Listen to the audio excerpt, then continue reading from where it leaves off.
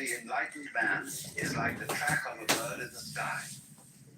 And as one poem, a Chinese poem says, entering the forest, he does not disturb a blade of grass. Entering the water, he does not make a ripple.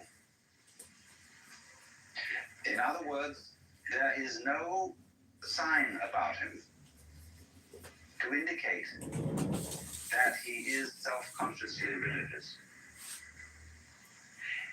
And this goes too for the fact that his not having any religious sign is also not something contrived. It isn't like Protestant simplicity. You know, all those Catholics with their rituals and how dreadful and insincere that is. But the real reason, you know, why Protestants think Catholic ritual is insincere? You know, it's expensive. Protestantism started in the burger cities of Europe. Places like Freiburg, Hamburg, you know, and Geneva.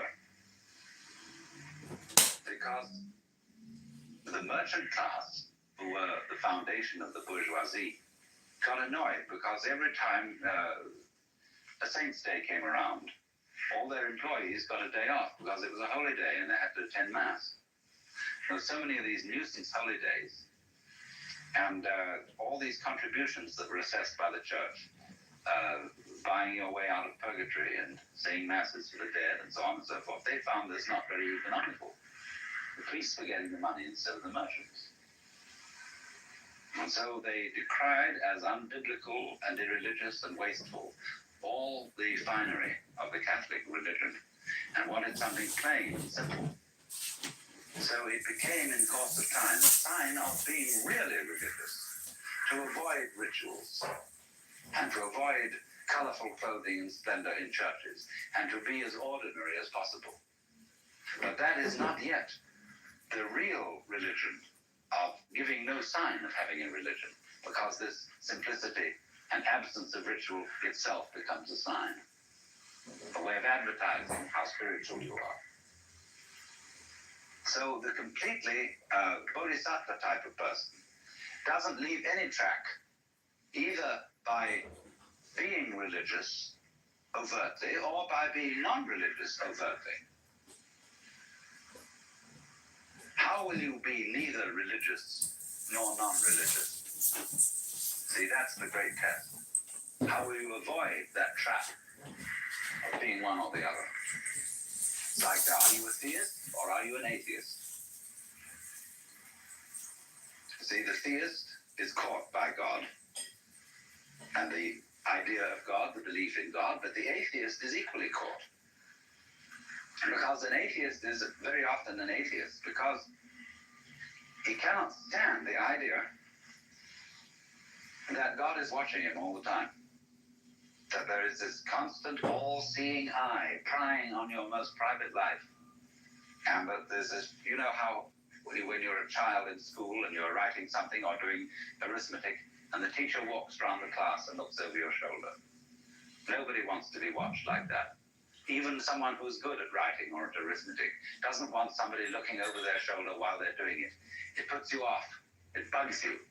So the idea of the Lord God, who is watching us all the time, who is judging everything that we do, puts people off and they can't stand it. So better be an atheist to get rid of teacher. So, but the atheist, you see, the man who advertises his disbelief in God is a very pious person. Nobody believes in God like an atheist. There is no God and I am his prophet. Say that one more time. So then, the true bodhisattva state is very difficult to pin down as being neither supremely religious nor blatantly secular. And people who think that the height of Buddhism or the height of Zen is to be perfectly ordinary have still missed the point. like the atheists has missed the point. But for this reason, then, there is an element in the art, the painting, the poetry, etc., which has been inspired by this kind of Buddhism. This kind of art where the subject matter is non-religious. Nevertheless, there is something about the way in which this non-religious subject matter is handled that stops you. And you know there's something strange about it. This is how I first became interested in Oriental philosophy and all that kind of thing. I had an absolute fascination for Chinese and Japanese painting, the secular painting, the landscapes, the treatment of flowers and grasses and bamboos. There was something about it that struck me as astonishing, even though the subject matter was extremely ordinary. And I just, as a child practically, I had to find out what was the strange element in those bamboos and those grasses. I was being, of course, taught by those painters to see grass. But there was something in there that one could never pin down, never put your finger on. And that was this thing that I will call the religion of no religion. The supreme attainment of being a Buddha who can't be detected. Who, in this sense, then leaves no trace. You remember, some of you have seen those 10 paintings called the 10 Stages of Spiritual Ox-Herding. And the author, there are two sets of these paintings. There's a heterodox one and an orthodox one. The heterodox one has as the man catches the ox, it gets progressively wider, until in the end it disappears altogether, and the last picture is an empty circle. But the orthodox set of paintings, it doesn't end with the empty circle. The empty circle arises 2 from the end, 3 from the end. It is followed by 2 others. After the man has attained the state of emptiness, the state, in other words, of complete iconoclasm, the state of no attachment to any spiritual or psychological or moral crutch, there are 2 more steps. One is called returning to the origin, which is represented by a tree beside a stream. And the final one called entering the city with hands hanging down.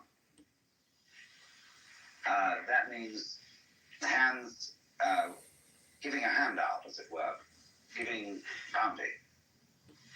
And it shows a picture of the fat Buddha, Putai, or in Japanese known as Hote, who is an enormous belly, big ears, who carries around a colossal bag. And what do you think this bag has in it? Trash. Wonderful trash. Everything that children love. Things that everybody else has thrown away and thought of as valueless. This bum collects and gives it away to children. And so it says here that he goes on his way without following the steps of the ancient sages. His door is closed. That's the door of his house. And no glimpses of his interior life are to be seen. So, in other words, it's like when you erect a building, while you're building it, you have all kinds of scaffolding up. That shows you that building is going on. But when the building is complete, the scaffolding is taken down. To open a door, as they say in Zen, you may need to pick up a brick to knock at the door.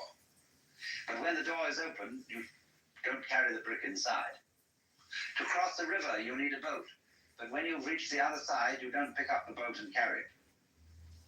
So the brick, the boat, the scaffolding, all these things represent some sort of religious technology or method. And in the end, these are all to disappear. So that the saint will not be found in church. I don't take what I say literally. The saint can perfectly readily go to church without being sullied by church. But ordinary people, when they go to church, they come out stinking of religion. There was a great Zen master once, and one of his disciples asked him, "How am I making progress?" He said, "You're all right, but you have a trivial fault." "Well, what is that?" He said, "You have too much Zen." Well, he said, when you're studying Zen, don't you think it's very natural to be talking about it? The master said, "When it's like an ordinary conversation, it is much better." And so another monk who was standing by listening to this exchange said to the master, "Why do you so specially dislike talking about Zen?" And he replied, "Because it turns one's stomach."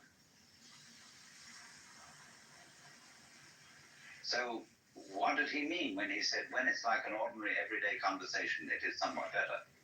When the old master Joshu was asked, at the end of the Kalpa, when everything is destroyed in fire, there will be one thing remaining. What is that? And Joshu replied, "It's windy again this morning." So in Zen, when you're asked a question about religion, you reply in terms of the secular. When you are asked about something secular, you reply in terms of religion. So what is the eternal nature of the self? It's windy again this morning. "Please pass me a knife." The master hands him the knife with the blade first. He says, "Please give me the other end." What would you do with the other end? See, here the disciple starts out with the ordinary. "Please pass me the knife." And suddenly he finds himself involved in a metaphysical problem. But if he starts out with the metaphysical, he's going to get involved with the knife. So now, to go deeply into the religion of non-religion, we have to understand what you might call the final ultimate attainment of Mahayana Buddhist philosophy. And this is contained in a school of thought which is called in Chinese Hua Yan and in Japanese Kegon. Kegon is the intellectual foundation for Zen. And there was a great Chinese master by the name of Shumitz, who was simultaneously a Zen master and the fifth patriarch of the Huayan sect. Hua, it means flower. Yan, garland. The garland of flowers. And it's all based on a Sanskrit sutra called Avatamsaka. This is called simply in Japanese, Kegon Kyo. A very big sutra. And the subject matter of this sutra are what are called the four Dharma worlds. And I must explain what these four worlds are so that you get the point. First of all, there is a level of being which we will call Ji. The word Ji, which is Japanese way of pronouncing the Chinese Chur, is the world of things and events. What you might call the common sense world, the everyday world that our senses normally record.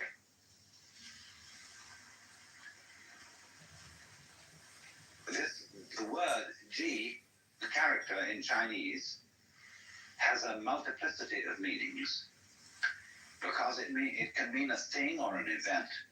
It can also mean business.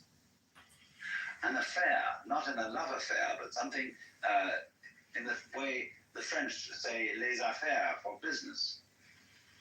Something important. It can also mean affectation. Putting something on or showing off. And so a person who is a master in Zen is called Buji, which means no business, no affectation, nothing special. The poem says, on Mount Blue there is misty rain, and the river Jiang is at high tide. When you have not been there, your heart is filled with longing. But when you have been there and come back, it was nothing special. Misty rain on Mount Blue, river Jiang at high tide. But this nothing special is not a way of putting something down. Do you see that? I could say, well, it was nothing special. It didn't really amount to anything. That's one way of saying it was very ordinary. Buji, just as it doesn't mean it was very ordinary, in the same way that the person who has no religion is really the most religious. Do you see? He's not just a common, ignorant moron. He looks like one, but he isn't. And you have to know what he knows in order to see that he isn't and to recognize him for what he is. So nothing special. Buji. It doesn't stand out. It doesn't, as we would say, it doesn't stick out like a sore thumb. So the world of Ji then means generally the world of particulars, the world of multiplicity, the world we ordinarily feel we're involved in. So that's the first world. The second world is called the world of Ri. Now, Ri, in Chinese, Li, is, as I explained to you when we were discussing the idea of the law of nature. The character means the markings in jade, or the grain in wood, or the fiber in muscle. But in the Huayan philosophy, the word Ri means the universal, underlying all particulars, the one underlying all multiplicity. The unitive principle as distinct from G, which is the differentiation principle. So, as it were, it's like this. When you see into the nature of this world, you start from G. You start from noticing all the particular things and being baffled by their multiplicity and dealing with the multiplicity of things.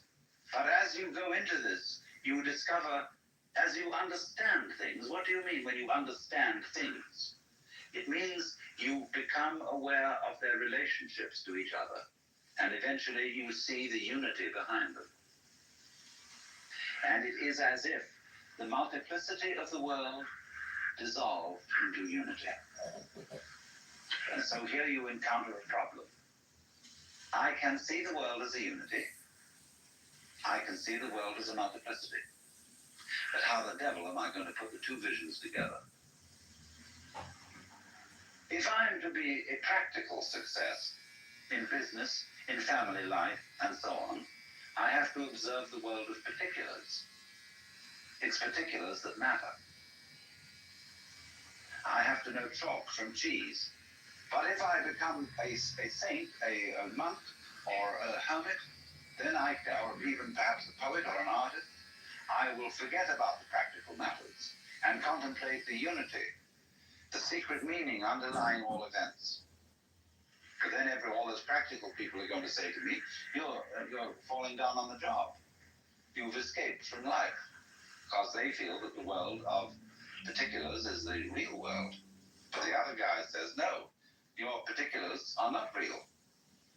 You make a success of things, yes, but it's completely temporary. You think you're an important person, that you're really contributing to human life. But actually, your success in doing this sort of thing lasts for a few years, and then you fall apart like everybody else does. Where's your success now? When you're dead, what happened to the millions of dollars you made? Where are you? They're all gone. So that isn't real from the standpoint of the person who concentrates on the unity. So then, to perfect our understanding, we have to go to the third of these worlds, which is called Ri-Ji Mu-Ge. Now, that means between Ri, the unity, and Ji, the particulars, Mu, there is no, Ge, block. That means the world of the universal and the world of particulars are not incompatible. Let's take two very different things and see how they can be united. Take shape and color. Never in a million years can you, with a black pencil that can draw shapes, make red.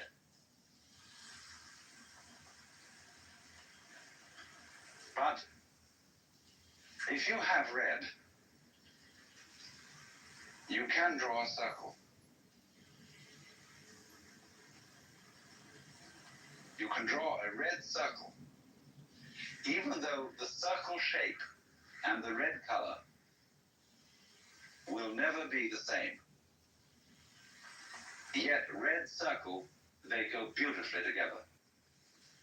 So think of circle as G and red as Ri. The circle is the particular, the color is the universal. They go together. So then we might say the properly rounded out person is both spiritual and material, both otherworldly and worldly. This is the supreme attainment of a human being, to be both. Don't get one-sided. A person who is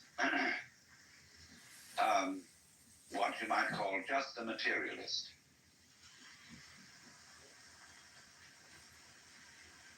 ends up by being very boring. It's you know, you can live the successful life of the world and you can own every kind of material refinement. You can have the most beautiful home, delicious food, lovely women, marvelous yachts and cars and everything. But if you have no touch of mysticism, it eventually is all perfectly boring. And all those beautiful women turn out to be made of plastic. And you will get tired of it. Then on the other hand, there are people who are purely spiritual. And they live in a kind of dry world where all luxury has been scrubbed away. And they are very intense people. When you're in their presence, a very spiritual person, an excessively spiritual person, you feel inclined to sit on the edge of your chair. You're not at ease, because you know the eye of judgment is looking through you and going down into your very soul, and finding that you're just a scallywag after all. And here's this absolutely sincere, this dreadfully honest and unselfish person. Now he is like a wine which has no body. It is pure alcohol, pure spirit. And on the other hand, the materialistic person is like a soft drink, which is all sweet and sugary, but no alcohol. Good drink, you see, a very marvelous wine, is not alcohol. It has alcohol in it. And it's not poured in, you see. You don't add so much alcohol to grape juice to make wine. The alcohol in a fine wine is part and parcel of the whole substance of the wine. And also, it has its body, it has fragrance, and it has all this grown together. So in exactly the same way, a superior human being has sensuality, that's the body, as in the body of a wine, and spirituality, which is the alcohol, the heady, the intoxicating part. And thus, this is something which is always puzzling to people brought up in a Western environment, because great spiritual people are often very, very sensuous, because they can't be materialists in the ordinary sense. They can't be straight, open sensualists, because for them the world is too wonderful for that. See, they can't go around just say picking up anything in a skirt and make love to that. See, because any human being is too marvelous to be treated as just a kind of sexual object. They may be very much a sexual object, but so marvelous, you have to stop with it and really go into the whole of that marvelous, wonderful personality. So there is a trouble, keeps coming up for the West. When you go to church and you suddenly go to a church where there's a marvelous clergyman, and you think he is the very exemplar of life, and you idealize him, and then suddenly there develops a frightful scandal that he has an affair with his secretary, and you think all is lost, that the faith has been sold out, that everything's going to rack and ruin, because he was not purely spiritual. And he himself may be terribly confused and worried about this, because in our world, you see, we make the spiritual and the material mutually exclusive. But Riji Muge, this third world, means that between the spiritual and the material there is no obstruction. So we might say this would sound as if it were the highest level, but there's one more to come, which is called Jiji Muge. This means then that suddenly